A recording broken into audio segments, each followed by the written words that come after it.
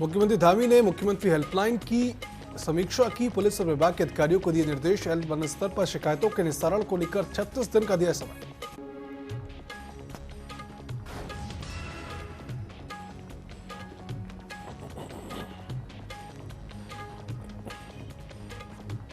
धामी सरकार के 3 साल पूरे होने के जश्न की तैयारी। मंत्रिमंडल से पहले संगठन स्तर पर दायित्वों का वितरण। प्रदेश में कई महत्वपूर्ण पद खाली।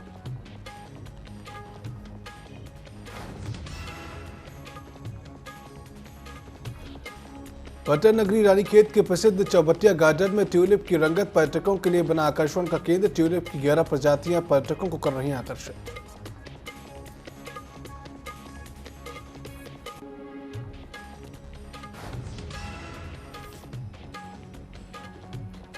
एलयूसीसी के विरुद्ध महिलाओं ने तहसील में किया प्रदर्शन। एलयूसीसी में एजेंट बनी महिलाओं ने जमकर किया हंगामा। कहा स्थानीय लोगों को रोजगार देकर किया ठगने का काम।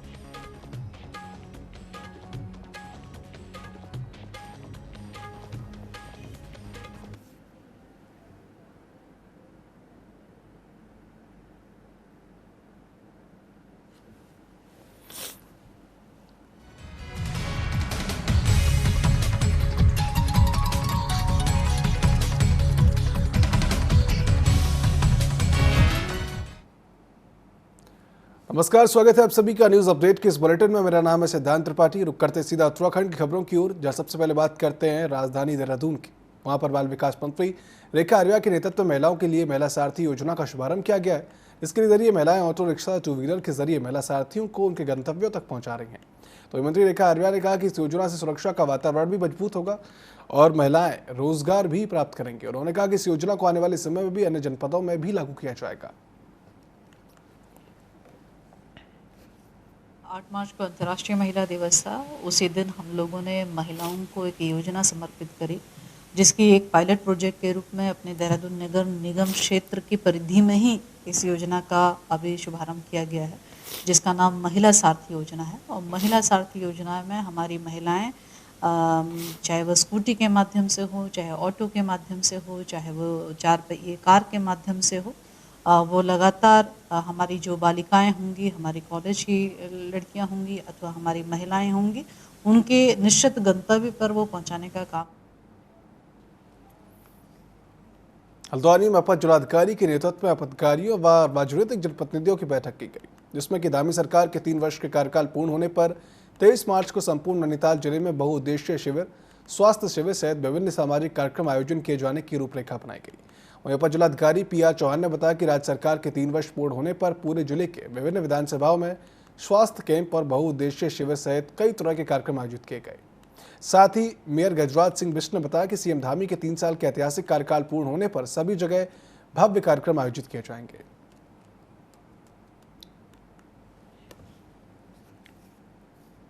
लगातार जनसेवा के कार्य कर रहे हैं उत्तराखंड में, और इन 3 वर्षों में उत्तराखंड की प्रगति के लिए, विकास के लिए, यहाँ की जनता के लिए बहुत सारे कार्यक्रम कार्य उन्होंने किए हैं। उसी प्रकार 3 वर्ष पूरे होने पर भी 22 मार्च से लेकर और 25 मार्च तक जन सेवा नाम जो थीम दिया गया है सरकार द्वारा, उसके तहत बहुत सारे कार्यक्रम, बहुउद्देशीय शिविर हों, चिकित्सा शिविर हों, वो इन सब कार्यक्रम किए जा रहे हैं। जिला मुख्यालय पर एक बड़ा कार्यक्रम, और 22 तारीख को एक बड़ा कार्यक्रम अल्मोड़ा में, 23 तारीख को देहरादून में बड़ा कार्यक्रम, और 23 मार्च को प्रत्येक मुख्यालय पर एक बड़ा कार्यक्रम होने जा रहा है। सरकार के 3 साल के उपलक्ष्य में जो भी कार्य हुए हैं, जो भी विकास कार्य हुए हैं, जो भी सर्विस कार्यक्रम हुए हैं, उसको जनता के सामने ले जाना है। और जनता की जो और अपेक्षाएं हैं, मुख्य रूप से इसका जो थीम दिया गया है वो जन सेवा थीम दिया गया है। तो माननीय मुख्यमंत्री जी का स्पष्ट निर्देश था आज VC में भी कि इसको हमें एक खुशी के रूप में तो मनाना ही है। खुशी के साथ साथ जो पब्लिक की अपेक्षाएं हैं उस पर भी हमको काम करना है, चाहे वो किसी भी रूप में भी अपना काम लेकर के आए। उस दिन शिविर के माध्यम से उसको वो काम देना है। मुख्य रूप से उद्देश्य इसका ये है। और सरकार ने जो 3 साल के अंदर जो काम किए हैं उत्तराखंड में, उसको हमको जनता के सामने एक लिस्ट के रूप में, प्रेजेंटेशन के रूप में प्रेजेंट करना है। देहरादून में आगामी 23 मार्च को धामी सरकार के 3 वर्ष का कार्यकाल पूरा हो चुका है। भाजपा जहां एक ओर इस कार्यकाल को कई उपलब्धियों भरा मान रही है, तो वहीं दूसरी ओर कांग्रेस इसे निराशाजनक और प्रदेश के लिए दुर्भाग्यपूर्ण करार दे रही है। उन्होंने कहा कि इस कार्यकाल के दौरान उत्तराखंड ने महिला उत्पीड़न और महिला अपराध में नंबर 1 जरूर हासिल की है।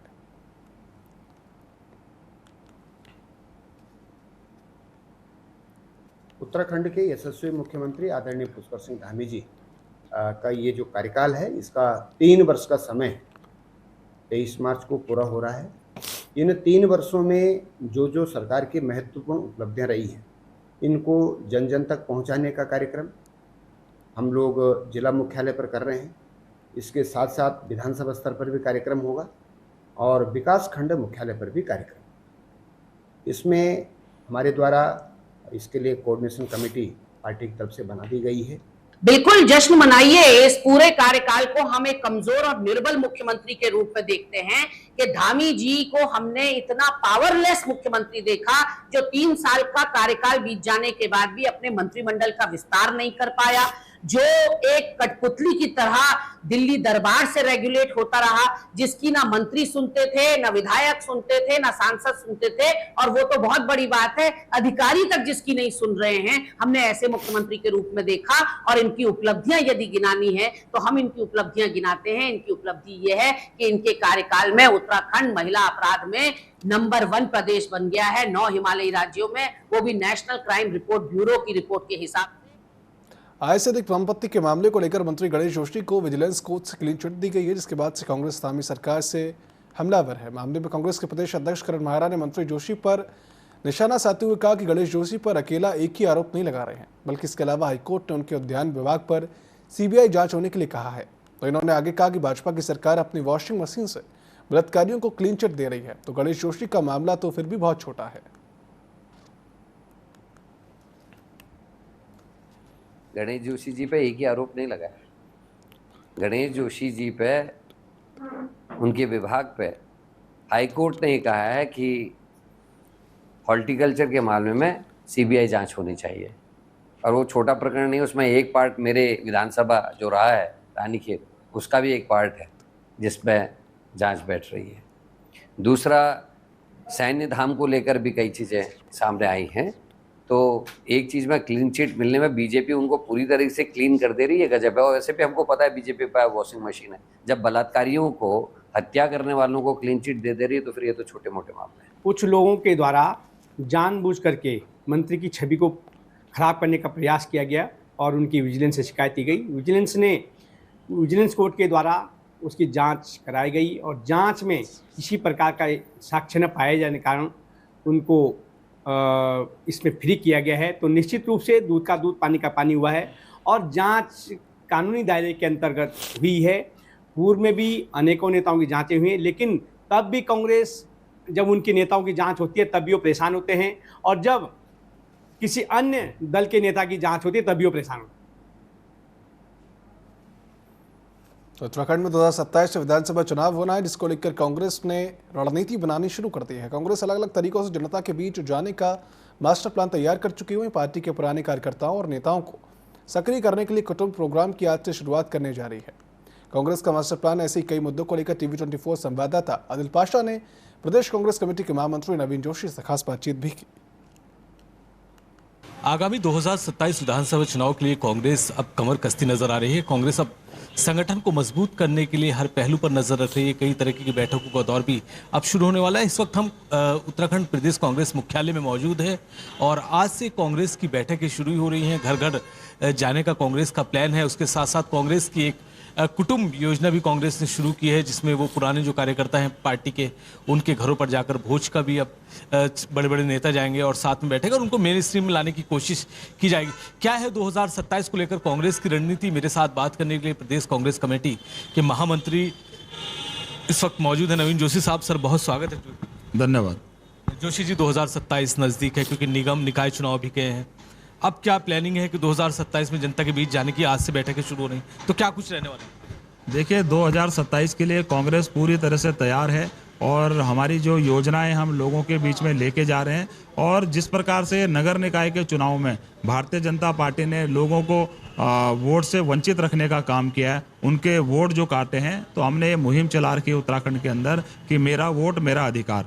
उसके लिए हम पूरे आज हम लोगों की ट्रेनिंग भी, हमारे जो जिलाध्यक्ष हैं ट्रेनिंग कार्यक्रम रखा है, उसमें एक प्रोसेस होता है कि किस प्रकार से वोट को काटा जाता है, किस प्रकार से जोड़ा जाता है। तो इनके जो BLOs हैं, इन्होंने बिना फॉर्म भरे हुए, बिना उसके जो लेटर जाता है कि आपका नाम इसमें जोड़ा जा रहा है या काटा जा रहा है, तो उसमें कोई आपत्ति तो नहीं है, बिना उसके इन लोगों ने लोगों के नाम काट दिए। तो मेरा वोट मेरा अधिकार, ये इसके माध्यम से भी हम लोगों के पास जा रहे हैं, घर घर जा रहे हैं हम लोग। जिला स्तर पे हमारा कार्यक्रम चलेगा, ये वार्ड स्तर पे हमारा कार्यक्रम चलेगा, और जो हमारे पूरे उत्तराखंड प्रदेश के जिलाध्यक्ष हैं उनकी ट्रेनिंग भी यहाँ पर आहूत की गई है। उसमें हमारे राष्ट्रीय कुछ नेता भी आ रहे हैं और उन्हीं की ट्रेनिंग होगी। और निश्चित तौर से ये अभियान हम पूरे राज्य के अंदर हम लोग चला रहे हैं। एक कुटुंब अभियान हम लोगों ने शुरू किया है। जो हमारे पुराने कांग्रेस पृष्ठभूमि के जो लोग हैं उनके घर पे हमारे सीनियर लोग जाएंगे और उनको सम्मानित करने का भी काम हमारे कांग्रेस के वरिष्ठ नेता लोग करेंगे। और ये मुहिम हमने पूरे राज्य भर में हम लोग चला रहे हैं। कुछ मुद्दे हैं जो जनता के बीच लेकर जा रहे हैं, क्या प्रदेश के ऐसे कौन से मेन मुद्दे हैं जिनको लेकर आप 2027 में जनता के बीच? देखिए, मुद्दे तो बहुत हैं राज्य के अंदर। भ्रष्टाचार है, बेरोजगारी है, पलायन है, स्वास्थ्य है, शिक्षा है, और जिस उत्तराखंड राज्य के लिए हमने संघर्ष किया था, जो वादे जनता से इन्होंने किए थे वो धरातल पे देखने को नहीं मिले। जो उत्तराखंड राज्य की जो लोगों ने लड़ाई लड़ी, आज भी कई आंदोलनकारी चिन्हित नहीं हो पाए हैं। हम पूरे राज्य की जनता के जो ज्वलंत मुद्दे हैं वो जनता के बीच में लेके जाएंगे, और निश्चित तौर पर राज्य के अंदर जब चुनाव होगा तो कांग्रेस के पक्ष में इस बार लोगों का रुझान आ रहा है, और कांग्रेस की सरकार बनेगी, और भारतीय जनता पार्टी की जुमलेबाजी से जनता को राहत मिलेगी।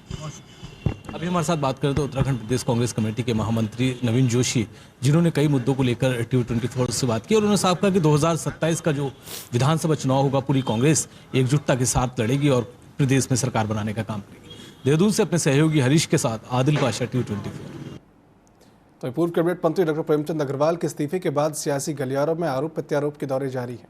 इसी बात पर कांग्रेस पार्टी से पूर्व मुख्यमंत्री हरीश रावत ने धामी सरकार को आड़े हाथों लेते हुए कहा कि सत्ता के अहंकार का पतन है, और इससे साबित होता है कि वही दूसरी तरफ भाजपा ने पलटवार करते हुए कहा कि हरीश रावत को कुछ भी बोलने से पहले अपने गिरेबान में झांकना चाहिए, क्योंकि प्रेमचंद अग्रवाल ने किसी दबाव में आकर इस्तीफा नहीं दिया, बल्कि उन्होंने जनभावना का सम्मान किया है।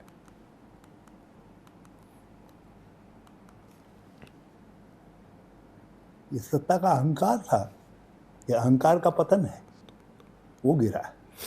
और इससे एक बात साबित होगी कि कोई भी व्यक्ति यदि उत्तराखंड और उत्तराखंडियत की भावना पर चोट करेगा, ये विभिन्न आंचलिकताओं, विभिन्न सामाजिक समूह से मिल करके बना हुआ उत्तराखंड है।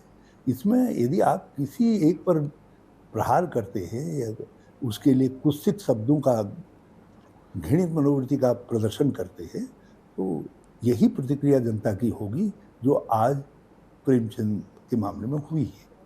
और ये उत्तराखंड और उत्तराखंडियत की भावना की जीत है, और भाजपा के अहंकार का पतन है, उसकी पराजय है। मुझे लगता है आदरणीय हरीश रावत जी बहुत वरिष्ठ नेता हैं और बहुत लंबा उनका राजनीतिक अनुभव है, लेकिन मुझे ऐसा लगता है कि उन्हें कुछ बोलने से पहले अपने गिरेबान में झांकना चाहिए।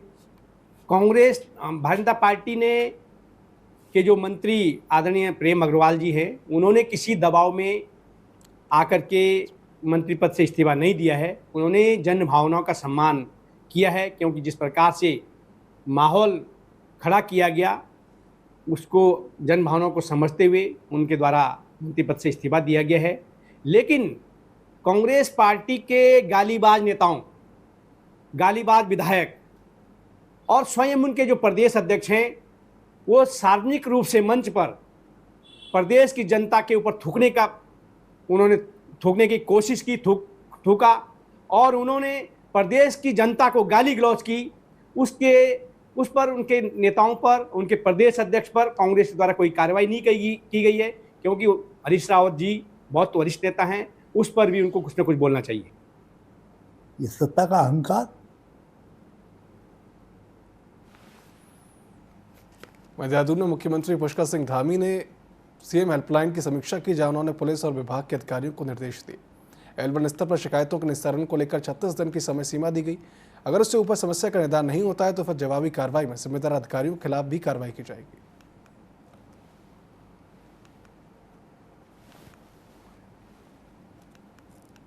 L1 के स्तर पर 36 दिनों का एक समय सीमा तय की गई है जहां पर शिकायत आती है, और 36 दिनों से अधिक होने पर अगर वो शिकायत वहां से निस्तारित नहीं हुई है तो ऐसे मामलों को हमने गंभीरता से लिया है, और जिन विभागों में ज़्यादा पेंडेंसियाँ है उसको भी बहुत गंभीरता से लिया है, और सभी को 100 कुछ देने का, क्योंकि हम जनता के प्रति हमारी जिम्मेदारी है, जवाबदेही है।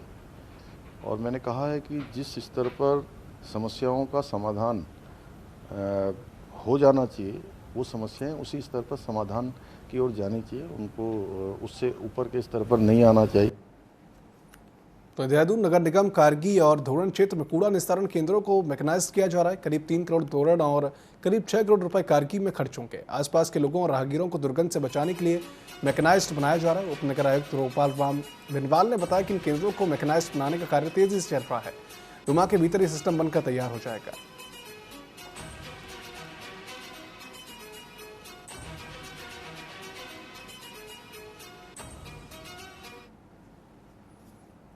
अल्मोड़ा में आबकारी विभाग ने इस वित्तीय वर्ष में अपने निर्धारित लक्ष्य से 8 करोड़ अधिक राजस्व वसूली कर एक नया रिकॉर्ड बनाया। विभाग ने 150 करोड़ से अधिक की राजस्व वसूली की है। जिला आबकारी अधिकारी मनोज कुमार उपाध्याय ने जानकारी देते हुए बताया कि शासन की ओर से वित्तीय वर्ष में 142 करोड़ रुपए की वसूली का लक्ष्य रखा गया था, जिसे विभाग ने पार कर लिया है, और अगले वित्तीय वर्ष में ये लक्ष्य बढ़ाकर 147 करोड़ कर दिया जाएगा।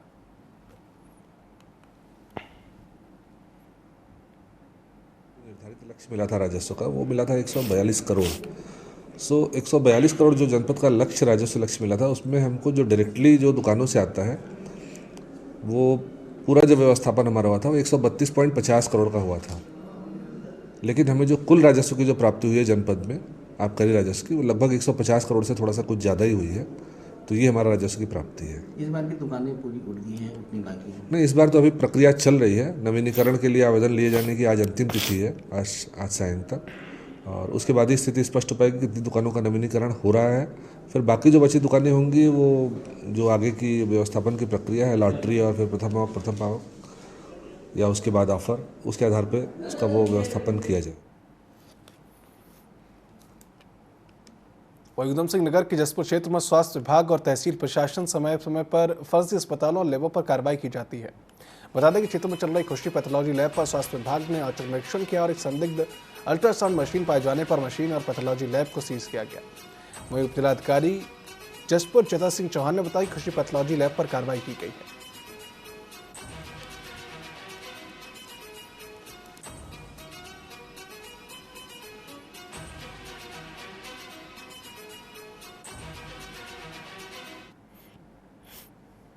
और ये जो खुशी पैथोलॉजी लैब है, इसमें सूचना थी कि कुछ व्यक्तियों द्वारा यहाँ पे अल्ट्रासाउंड किए जाते हैं और कभी कभी आकर के इस तरीके से किए जा रहे हैं। और ये भी सूचना थी कि इनके पास जो मशीन है वो रजिस्टर्ड नहीं है इनके नाम पे। तो इसी क्रम में ये औचक निरीक्षण आज किया गया है CMS साहब के द्वारा। बाद में हम लोग भी इसमें आए हैं और यहाँ से एक मशीन बरामद हुई है। हालांकि जो लोग ऑपरेट करते थे इस मशीन को वो तो फरार हो गए थे, लेकिन यहाँ से एक मशीन बरामद हुई है जिसको सील कर लिया गया है। नियमानुसार जो कार्रवाई बनती है वो की गई है और आगे इसमें विधिक कार्रवाई के लिए मैंने CMS साहब को भी बताया। रुद्रप्रयाग में धोखाधड़ी से आक्रोशित महिलाओं ने प्रदर्शन किया है। महिलाओं ने कहा कि स्थानीय लोगों को रोजगार का झांसा देकर ठगी का अंजाम दिया गया। LUCC ने स्थानीय महिलाओं को एजेंट बनाकर पहले रोजगार दिया और फिर इनके जरिए खाते खुलवाकर लाखों का गबन कर दिया। पीड़िताओं ने कहा कि प्रदेश के भीतर इतनी सारी घटनाएं हो रही हैं, इसके बावजूद भी कोई कार्रवाई न होना सरकार की उदासीनता को दर्शाता है। मालूम है कि LUCC क्रेडिट कोऑपरेटिव सोसाइटी थी जो कि हमें झांसा दे करके अब यहाँ पे है नहीं, भाग चुकी है। तो वहाँ पे क्या था कि हम बहुत लोगों का मातृशक्ति हो या कोई बेरोजगार हैं, जैसे तैसे करके लोगों ने यहाँ पे अपना फंड इन्वेस्ट करा था RD FD MIS के रूप में, और आज ये फरार हो चुकी है। लोगों की मेच्योरिटी का टाइम हो चुका है, तो वो बहुत मुश्किल, मतलब हम समझ ही नहीं पा रहे कि हम लोगों को कहाँ से वो पैसा दें। इन लोगों ने हमें इतनी बुरी तरह से ठगा है कि मतलब जब जोड़ने की बारी आई तब लोग ये घर आके इन्होंने हमें इसमें जुड़ो, काम करो, इसमें इस प्रकार से हमें एजेंट बनाया। ये ऐसी इन्होंने हमें ये फाइलें दिखाई, ऐसे करके इन लोगों ने हमें इसमें जुड़ाया है। आज जब ये सोसाइटी यहाँ से भाग जाती है तो भारत सरकार भी पीछे छुड़ाता है। अब नहीं कि हम इसमें कुछ इन्वॉल्व नहीं है, लेकिन हम भारत सरकार से पूछना चाहते हैं, जब 12 साल से ये सोसाइटी यहाँ काम करी तो भारत सरकार कहाँ थी? LUCC जो सोसाइटी है उखी मठ ब्रांच, जिसकी ब्रांच मैनेजर है संगीता राणा, उस ब्रांच में अपने एक एजेंट थी, मतलब हूँ या थी, अब थी बोलूँगी, जब गबन की प्रक्रिया स्टार्ट हुई है तो तब से थी ही होगा।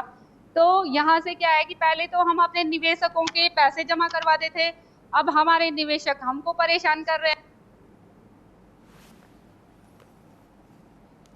तो देहरादून जिला अस्पताल कोऑर्डिनेशन में डॉक्टरों और हॉस्पिटल स्टाफ की मनमानी थमने का नाम नहीं ले रही। अस्पताल में डॉक्टर बाहर से दवाई लिख रहे हैं और पर्चे पर मुहर नहीं लगा रहे, जिसको लेकर इसके पहले प्रमुख चिकित्सा अधीक्षक ने डॉक्टरों को नोटिस दिया था। हालांकि प्रमुख चिकित्सा अधीक्षक का कहना है कि डॉक्टर्स को पहले से ही निर्देश दिए गए हैं कि सभी पर्चों पर स्टाम्प लगाएं और पूरे मामले को दोबारा चेक कराया जाएगा।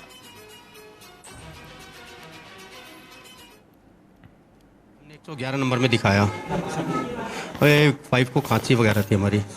पर्चे है, इस पर्चे पे आपकी स्टैम्प नहीं है, बिल्कुल भी नहीं है। पहले भी आप दिखाते हैं पर्चे पे स्टैम्प? हाँ जी, पहले उसमें जत्ती डबराल को दिखाते थे, अब उससे मैंने पूछा भी कोई डॉक्टर नया है तो उससे उन्होंने बोला 111 में चले जाओ। नहीं, पर्सनली भी मैंने सबको बोला है और मौखिक भी बोला है और रिटर्न में भी आदेश कर रखे हैं कि किसी को बाहर से दवाई ना लिया जाए और हर पर्चे पर स्टैम्प होना जरूरी है।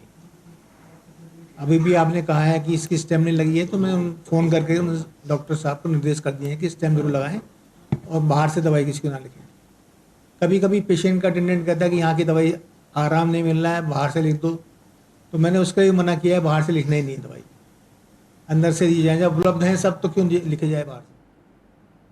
हमने 111 नंबर में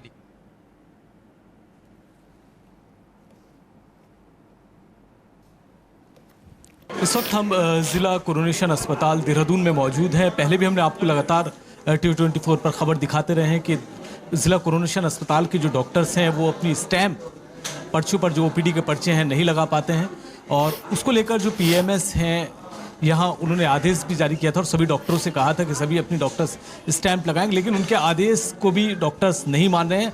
अभी भी कई पर्चे हमने यहाँ आकर देखे हैं जिन पर स्टैंप नहीं है। अभी भी अगर आप लाइन देखेंगे तो इस लाइन में भी कई पर्चे ऐसे हैं जो हमने भी चेक किए हैं जिस पर डॉक्टरों ने अपनी स्टैंप नहीं लगाई है। जब इसके बारे में PMS साहब से बात हुई तो उन्होंने साफ कहा कि इसके लिए डॉक्टर को आदेश दे दिए गए थे, लेकिन अभी भी अगर इस प्रकार की शिकायत आ रही है तो फिर आदेश जारी किए जाएंगे और सभी डॉक्टर्स को इन्होंने हिदायत भी दी है कि डॉक्टर्स अपनी स्टैम्प ज़रूर लगाएं। और जब हमने एक डॉक्टर्स के बारे में उनसे बोला तो उन्होंने फ़ोन भी उनको किया तो उन्होंने अपनी गलती तो मानी, लेकिन आखिर ये गलती क्यों हो रही है? ज़्यादातर पर्चों पर स्टैम्प नहीं है, दवाइयाँ बाहर से लिखी जा रही हैं, लेकिन बावजूद इसके इनके कानों पर जू नहीं रेंग रही है। इसके पीछे वजह क्या है तो देखने, लेकिन अब ये देखेंगे कि PMS इन पर क्या कार्रवाई करते हैं।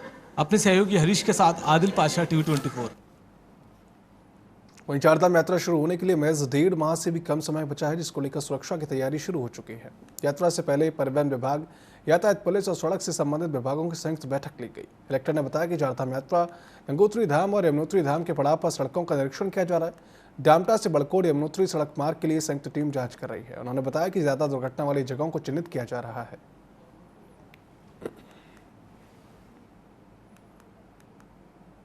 चारधाम यात्रा जो है अभी निकट 1-1.5 माह में जो है शुरू हो जाएगी, पर वर्तमान में जो सड़क की स्थिति है वो काफ़ी बदहाल है।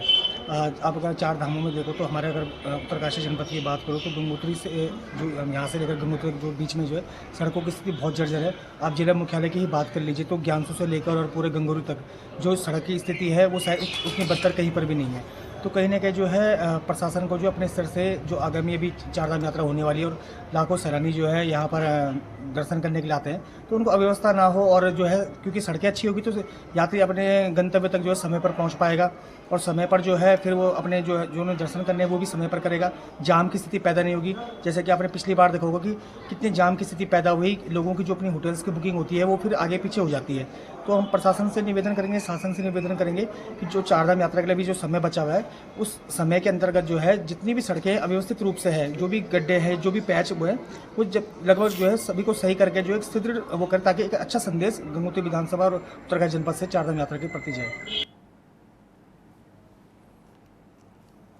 इस अपडेट की इस बुलेटिन में फिलहाल इतना ही। आप देखते रहिए TV24। नमस्कार।